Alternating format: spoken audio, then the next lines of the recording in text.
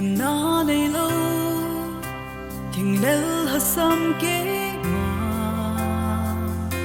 ta hung cô nè na keng bala tu đi thêm chấm na cross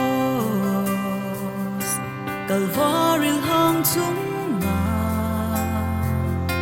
na thế san chun ta chốn sức sọp thanh ta và chuyện sinh dễ nghe ta ở đây xuân xuân nè hay đã hút cả này lại sẽ nên là đâm đá ra lên tu lệ tuôn xót ghiền ta hin lệ ta lang gawa bông cha nang kahita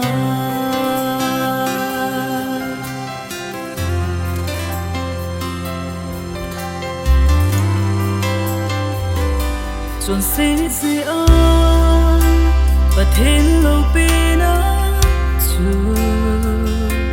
rằng dấu lâu va